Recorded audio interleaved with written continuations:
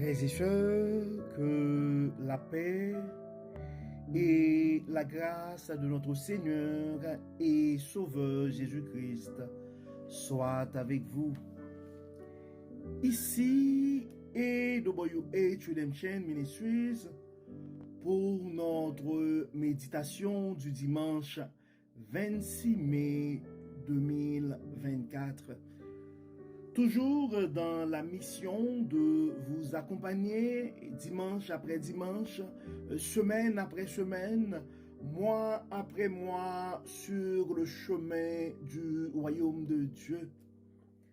Car l'essentiel, frères et sœurs, est dans le royaume de Dieu. La force est en Dieu, l'abondance est en Dieu, la sagesse est en Dieu et oui, l'espérance est en notre Dieu.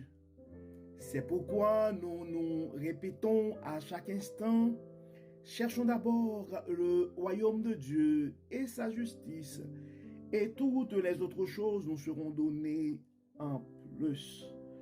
Nous sommes le 26 mai 2024, frères et sœurs. Donc, c'est le dernier dimanche du mois de mai.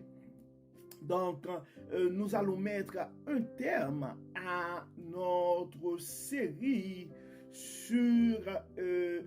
pour le mois de mai.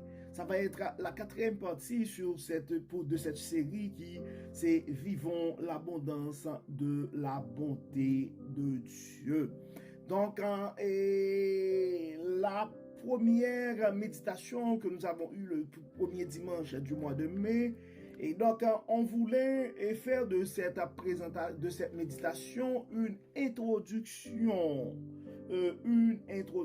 à ce sujet qui c'est vivre l'abondance de la bonté de Dieu. Donc on avait vu ce dimanche que vivre l'abondance de la bonté de Dieu, c'est espérer, c'est espérer, c'est recevoir l'abondance de Dieu dans nos vies, mais c'est aussi partager cette abondance parce que nous sommes bénis pour être bénis, d'où notre sujet de la semaine dernière, et l'abondance, disons l'abondance et de la bonté de Dieu à travers nos vies.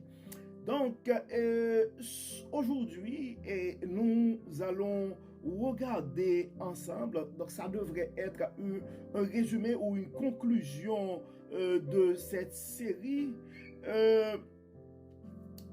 Nous allons parler de comment recevoir et partager l'abondance de la bonté de Dieu. Donc, comment recevoir et partager l'abondance de la bonté de Dieu. Mais avant même de rentrer dans ce sujet, comment recevoir et partager l'abondance de la bonté de Dieu, je ne peux pas m'empêcher de passer à pieds joints sur cet aspect. Comment recevoir l'abondance de la bonté de Dieu? Comment vivre, disons, l'abondance de la bonté de Dieu? Quand nous sommes dans des situations précaires, quand nous sommes en difficulté, quand nous sommes en souffrance, quand nous sommes dans la douleur, quand nous sommes méprisés et abandonnés des autres. Parce qu'en réalité, on ne peut pas donner ce qu'on n'a pas. Donc, on parle de recevoir l'abondance de la bonté de Dieu. On parle de partager l'abondance de la bonté de Dieu. Mais probablement, tu regardes ta vie présentement. Tu ne vois pas l'abondance et de la bonté de Dieu dans ta vie, car tu es en train de pleurer la mort d'un enfant, par exemple, la mort d'un fils ou d'une fille. Comment, dans des situations pareilles, on peut vivre l'abondance de la bonté de Dieu? En fait, nous avons des exemples dans la Bible et nous allons regarder ça. Donc, nous allons regarder un texte que nous trouvons en 2 Samuel chapitre 12. 2 Samuel chapitre 12, nous allons regarder les versets 13 et 14 et les versets 22 et 24. En fait, quand on parle de 2 Samuel, donc on voit tout de suite et ça nous porte à penser à David. Et vous connaissez un peu l'histoire de David et Bathsheba. Donc, vous savez que David, c'est un cruel, c'est un criminel. Donc, il a causé la mort d'Uri pour reprendre sa femme Bathsheba. Donc, vous connaissez tous le psaume 51 parce que David, en fait, c'était un pécheur. Donc, nous allons juste lire le texte et que nous trouvons en 2 Samuel chapitre 12, versets 13 et 14. 2 Samuel chapitre 12, 13 et 14. David dit à Nathan, « J'ai péché contre l'Éternel. » Et Nathan dit à David, « L'Éternel pardonne ton péché. Tu ne mourras point. Mais parce que tu as fait blasphémer les ennemis de l'Éternel en commettant cette action, le fils qui t'est né mourra. » Le fils qui t'est né mourra. En fait, on parle ici du premier fils que David a eu avec Bathsheba. Donc, nous allons regarder maintenant les versets 22 et 24, versets 22 et 24. Nous sommes toujours en 2 Samuel, chapitre 12, versets 22 et 22 à 24. Verset 22. Il répondit, « Lorsque l'enfant vivait encore, je jeûnais, et je pleurais car je disais, qui sait si l'Éternel n'aura pas pitié de moi, et si l'enfant n'y vivra pas. » Verset 23. « Maintenant qu'il est mort, pourquoi jeûnerai-je? Puis-je le faire revenir? J'irai vers lui, mais il ne reviendra pas vers moi. » Verset 24. David consola Bathsheba, sa femme, et il alla auprès d'elle et coucha avec elle. Elle enfanta un fils qu'il appela Salomon, et qui fut aimé de l'Éternel. Ça, c'est 2 Samuel, chapitre 12, verset 24. 2 Samuel, chapitre 12, verset 24. Donc, la première chose, on parle de vivre l'abondance de la bonté de Dieu.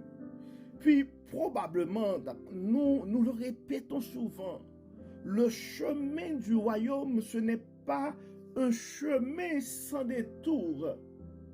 Et des fois, en tant que chrétien, probablement il y a un frère, il y a une sœur ce matin qui a du mal à porter le témoignage de l'abondance, de la bonté de Dieu ce matin, parce que il est en train de pleurer la mort de son fils, la mort de sa fille, la mort de notre chair, ou il est en train de vivre ou d'essuyer un grand échec. Comment vivre l'abondance de la bonté de Dieu dans ces temps-là? Donc, on a vu c'était quoi l'attitude de David. Ça pourrait arriver que ça fait longtemps que tu pries, tu ne sais pas d'où vient cette maladie, tu es un chrétien fidèle, zélé, mais pour des raisons que tu ignores, c'est sur toi, c'est sur ton enfant, c'est sur ton enfant que cette maladie tombe. Tu ne peux pas comprendre pourquoi tu es chrétien, membre de l'Église, fidèle à Dieu. Mais c'est toi qui n'arrives pas à enfanter. Tu ne peux pas comprendre, malgré ta fidélité avec Dieu, tes enfants se trouvent dans cette situation où tu as des problèmes financiers, où est l'abondance que Dieu donne que nous parlons. Oui, probablement tu regardes ta vie présentement et tu as du mal à porter ce témoignage. Tu as du mal à comprendre parce que tu n'arrives pas à voir comment recevoir quelque chose que tu ne vois pas. d'où la notion de l'espérance, de la foi qu'on parlait. On dit la foi, c'est une ferme assurance des choses qu'on ne voit pas, mais une démonstration. C'est une ferme assurance des choses et qu'on espère, une démonstration des choses qu'on ne voit pas. Donc ça pourrait arriver présentement quand on regarde ta vie, on voit la mort de ton fils, comme c'était le cas pour David. Mais David a dû accepter cette situation pour continuer sa vie et continuer à faire confiance à Dieu. Donc, le fait que tu sois en difficulté ce matin, le fait que tu pleures ce matin, le fait que tu sois malade ce matin, ne veut pas dire que tu es un abandonné de Dieu. Ça, c'est très important. Ça ne veut pas dire que la bonté de Dieu n'est pas abondante. Ça pourrait arriver. Ça ne veut pas dire que tu ne reçois pas, que l'abondance de la bonté de Dieu que nous parlons n'est pas pour toi. Parce que ce qui arrive pour nous autres hommes, on regarde la réalité qu'on voit présentement. On a du mal à anticiper les choses. Donc, le David pécheur, le David criminel, le David qui est en train de pleurer et la mort de son fils. Bathsheba, en fait, on connaît l'histoire de David et Bathsheba. D'ailleurs, le psaume 51, mais on s'entend. Mais ce même couple allait être les parents du grand Salomon. Et la parole dit en 2 Samuel chapitre 12 verset 24.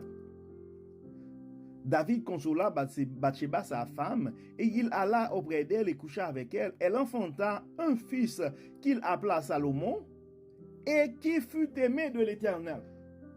En fait, je dois en profiter aussi pour faire comme une petite mise en garde. Donc, ce qu'on fait présentement, et c'est pas, et nous, en fait, la Bible est claire par rapport à ça, là, par rapport à l'adultère. Et David a dû payer les conséquences de son péché. Donc, il a dû pleurer la mort du premier fils qu'il a eu. Donc, ce n'est pas une façon d'encourager personne dans l'adultère. Non, loin de là. La Bible est claire. Par contre, nous devons comprendre l'abondance de la bonté de Dieu. Donc, la parole nous dit que Dieu est lent à la colère et riche en bonté. Il est un Dieu miséricordieux. Donc, quand tu es un béni de l'Éternel, peu importe la conception des choses, des fois on fait ça à l'église. Quelqu'un a chuté, quelqu'un a commis une erreur de jeunesse, puis cette personne est condamnée à vie. Mais nous pouvons voir que Dieu agit autrement. Dieu agit autrement. Donc, recevoir l'abondance de la bonté de Dieu, c'est pas juste apprécier les bienfaits de Dieu quand nous avons une réponse positive. Ce n'est pas uniquement apprécier les bontés c'est pas juste accepter et être reconnaissant pour les bienfaits de Dieu dans nos vies. Mais c'est aussi espérer, garder la confiance en Dieu, même dans les situations de grandes difficultés, car nous savons que les projets de Dieu pour nous, c'est la paix, c'est la santé, c'est la prospérité, c'est la sagesse, c'est l'abondance. Mais nous sommes tout à fait conscients aussi que le chemin du royaume, ce n'est pas un chemin sans détour. Donc, c'est comme si jamais ça va mal dans ta vie présentement. Donc, recevoir l'abondance de la bonté de Dieu pour toi ce matin, c'est déjà anticiper les bienfaits de Dieu dans ta vie et continuer à garder ta confiance en lui et à porter le témoignage de l'abondance de la bonté de Dieu. D'ailleurs, ça va faire une chose. Quand tu es présentement en grande difficulté, tu es malade, puis tu portes quand même le témoignage de l'abondance et de l'abondance et de la bonté de Dieu. Ce que ça va faire, quand Dieu va te relever en dignité, donc les gens vont comprendre effectivement que ce n'est pas parce que toi, présentement, tu es béni, que tu portes le témoignage, mais tu as été toujours un témoin de Dieu, même dans les situations difficiles. Donc, être en mesure, donc, comment recevoir l'abondance de la bonté de Dieu? Donc, nous devons avoir ce qu'on appelle des yeux spirituels aussi pour comprendre, même si la chose n'arrive pas encore, mais tu es un enfant de Dieu, tu es un choisi de l'Éternel. Et des fois, nous autres chrétiens, nous faisons ces erreurs aussi. Pourquoi? Parce que des fois, on regarde juste à l'apparence. Et on ne regarde pas le potentiel des gens parce que généralement, Dieu regarde des choses différemment. Donc, nous allons prendre l'exemple encore de David en 1 Samuel chapitre 16. Nous allons regarder, frères et sœurs, en 1 Samuel chapitre 16, les versets 10 et 13. 1 Samuel chapitre 16. 1 Samuel chapitre 16, verset 10 à 13. Donc, c'est Samuel rejeté et David oint, Saül rejeté et David oint par Samuel. C'est ça. En fait, et dans le verset 10, dans le verset 10, ça dit quoi? Isaïe fit passer ses 7 fils devant Samuel. Et Samuel dit à Isaïe, l'Éternel n'a choisi aucun d'eux. Puis Samuel dit à Isaïe, sont-ce là tous tes fils? Et il répondit, il reste encore le plus jeune, mais il fait paître les brebis. Alors Samuel dit à Isaïe, envoie le chercher, car nous ne nous placerons point qu'il ne soit venu ici. Isaïe l'envoya chercher, or il était blond avec de beaux yeux et une belle figure. L'Éternel dit à Samuel, lève-toi, oins-le car c'est lui. Saül prit la corne d'huile et éloignit au milieu de ses frères. L'esprit de l'Éternel saisit David à partir de ce jour, et dans la suite, Samuel se leva et s'en alla à Rama. Donc probablement, David, quand il était dans les champs, il n'était pas le pressenti pour devenir roi selon son père. Mais il a été le choisi de l'Éternel. Probablement, tu évolues dans un milieu présentement. Quand on te regarde, tu n'es pas la personne qu'on considère. Mais dans ton cœur, ou probablement en toi, il y a quelque chose en toi qui te dit que Dieu te confie une mission. Probablement, tu as pris ton courage à cœur, tu essaies de parler de tes rêves, de tes projets, puis on te regarde comme un fou. Parce qu'on ne voit pas l'apparence, on ne voit pas en toi l'image de ces projets. On ne voit pas en toi l'homme qui pourrait mener ce ministère. On ne voit pas en toi la personne qui allait être en charge. On ne voit pas en toi le leader espéré. Mais ce que tu dois comprendre ce matin, c'est que Dieu voit les choses différemment. Et ce que tu dois considérer ce matin, ce n'est pas la bonté des hommes ou la considération des hommes, mais c'est l'abondance qui se trouve dans la bonté de Dieu. Le Dieu qui ne regarde pas comme les hommes. Le Dieu qui ne regarde pas l'apparence. Le Dieu qui peut changer l'ordre des choses à n'importe quel moment. C'est ça, frères et sœurs, recevoir l'abondance de la bonté de Dieu. C'est être grand sans rien. C'est comme on reçoit un chèque.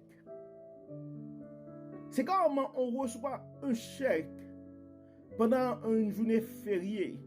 Donc, on devrait attendre que ce chèque soit déposé et être disponible pour que l'argent soit en sa possession. C'est comme un enfant qui devrait recevoir un héritage. L'enfant présentement n'a rien. Ça prend le décès de son père pour recevoir cet argent-là.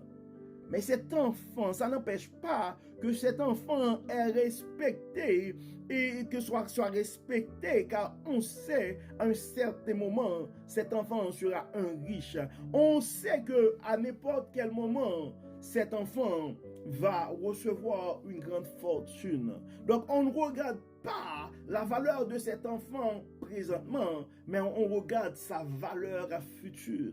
Généralement en finance, on dit ça, la valeur d'un titre, ce n'est pas la valeur, en fait, la valeur actuelle du titre, mais c'est la valeur de ses rendements. C'est la somme de ses rendements futurs qui explique la valeur d'un titre. C'est comme quelque chose qui ne vaut pas grand-chose présentement, mais si on sait dans 10 ans, ça va valoir une fortune. C'est pourquoi des fois, les gens achètent des métaux précieux, les gens investissent dans l'immobilier parce qu'on sait que ça va prendre de la valeur. Donc c'est exactement la même logique quand on nous invite à recevoir l'abondance de la bonté de Dieu. Probablement, présentement dans ta vie, c'est la précarité. Mais le Dieu de bonté a fait une promesse sur ta vie. Tu as été choisi par Dieu. Donc c'est ça, recevoir l'abondance de la bonté de Dieu. Mais maintenant, la deuxième chose que nous devons regarder aussi ce matin, frères et sœurs, c'est comment partager et l'abondance de la bonté de Dieu avec joie et avec élégance. D'ailleurs, une chose que nous devons comprendre, et généralement quand Dieu nous bénit, Dieu nous met en position pour aider les autres, pour continuer l'œuvre de sa création, pour répondre les prières des frères ou des sœurs à travers nous. Donc c'est ça, partager l'abondance de la bonté de Dieu. La douceur qui se trouve dans ta parole fait vivre les gens. La bonté, la souplesse qui est en toi fait espérer les gens, apporte la joie aux gens. Donc, partager l'abondance de la bonté de Dieu aussi, c'est vivre d'une certaine manière afin que ta vie soit une source d'inspiration pour les autres, car à travers toi, à travers ton témoignage, les gens vont croire, comprendre que effectivement, le Dieu que nous servons, c'est un Dieu de bonté. S'il l'a fait dans ta vie, ça va être possible pour eux autres aussi. Partager l'abondance de la bonté de Dieu avec joie et avec élégance, c'est apprendre à être généreux, mais généreux avec élégance. Donc la Bible nous dit, il faut que de faire en sorte, en fait Jésus nous l'a enseigné, de faire en sorte que ce que la main gauche donne, donc la main droite, donc en fait quand on donne, il faut quand même y donner en conservant la dignité de la personne qu'on donne. Donc, on ne va pas donner pour montrer aux gens qu'on contribue dans le ministère, pour montrer aux gens, comme des pharisiens, qu'on fait des œuvres de bienfaisance. Mais nous allons faire du bien parce que nous sommes appelés à faire du bien. Nous allons faire du bien aux autres parce que ça fait partie de notre mission. Nous sommes en train de faire, c'est comme quand on est à l'emploi, puis on rend un service à quelqu'un, la personne nous remercie, ou la personne essaie de nous donner quelque chose. Des fois on dit, mais non, c'est pas grave, nous sommes en train de faire notre travail, nous sommes payés pour ça.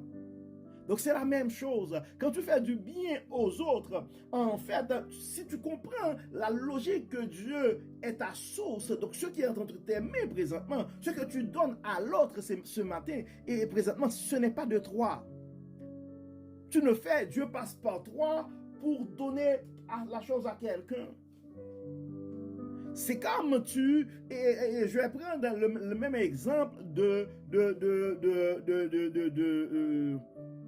l'héritage. C'est comme vous êtes la personne, en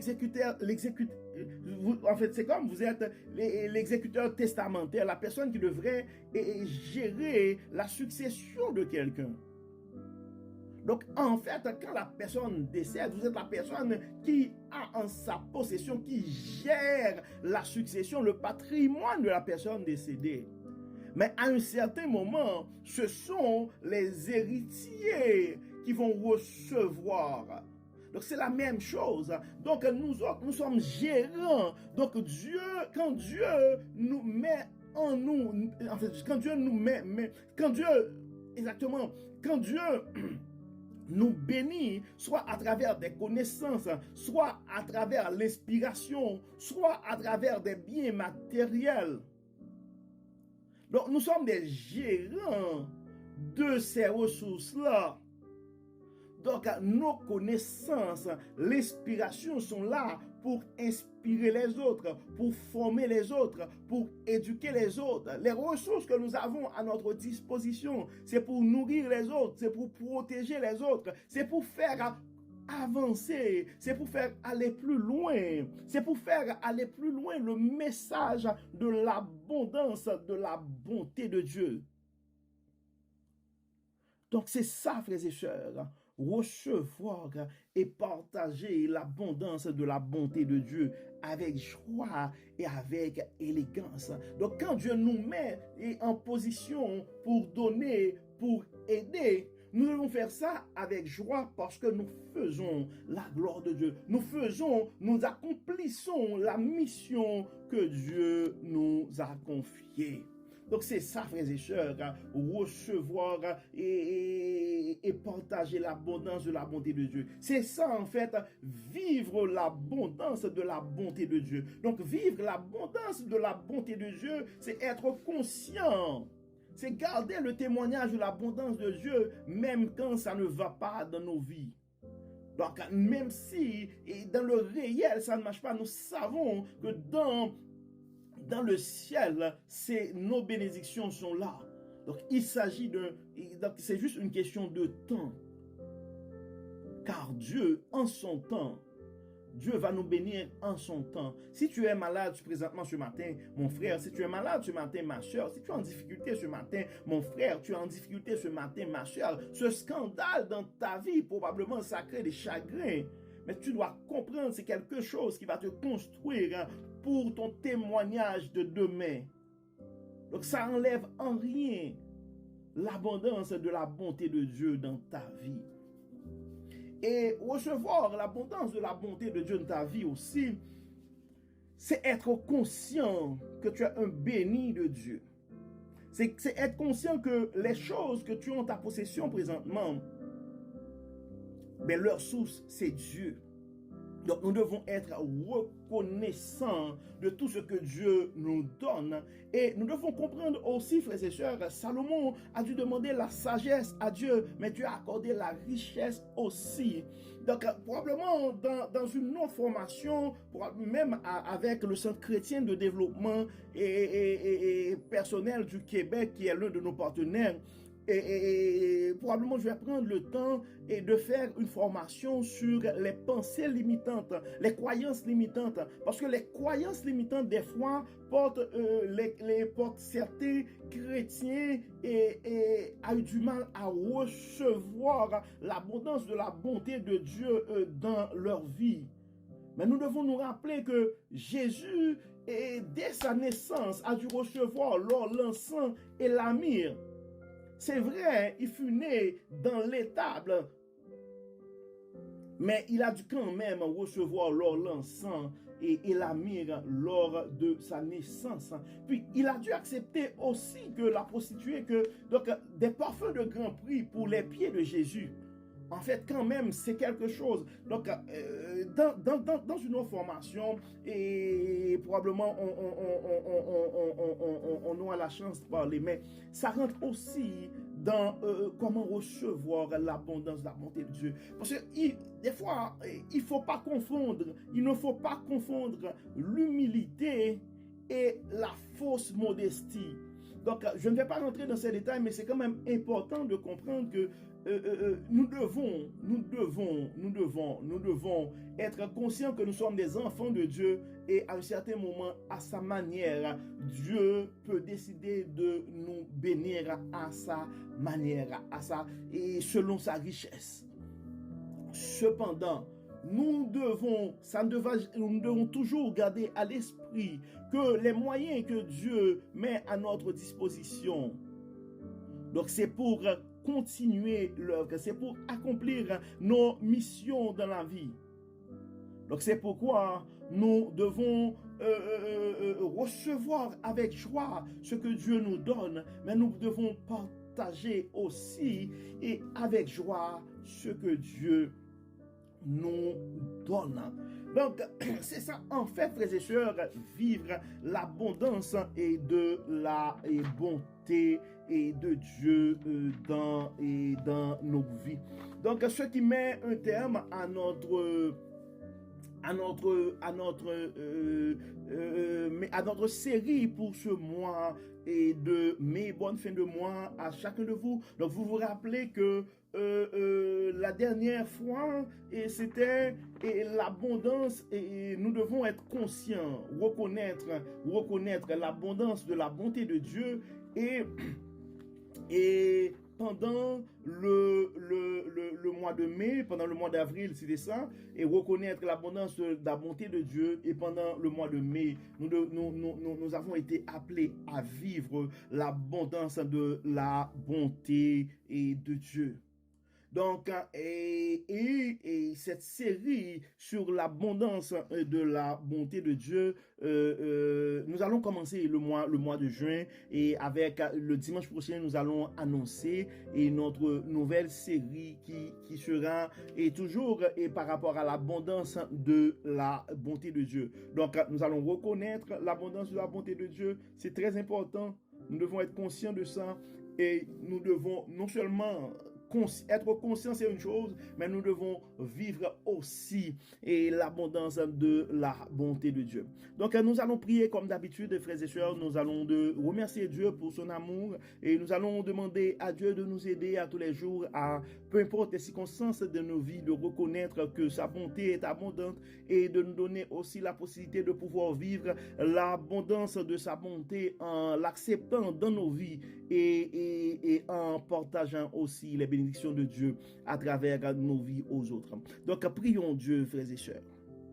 Dieu de bonté, Dieu de miséricorde, nous te remercions, Seigneur, pour ton amour, ta grâce et ta fidélité envers nous. Nous nous présentons devant toi, et Dieu clément, ce matin, et avec un cœur reconnaissant. Merci, Seigneur, pour ton amour, merci pour ta fidélité. Merci, Seigneur, de nous révéler ta bonté. Merci, Seigneur, de nous rappeler que tu es un Dieu bon et ta bonté est abondante. Et aide-nous, Seigneur, à être conscients de jour en jour, peu importe les circonstances dans nos vies, que c'est une évidence, l'abondance de ta bonté est dans nos vies.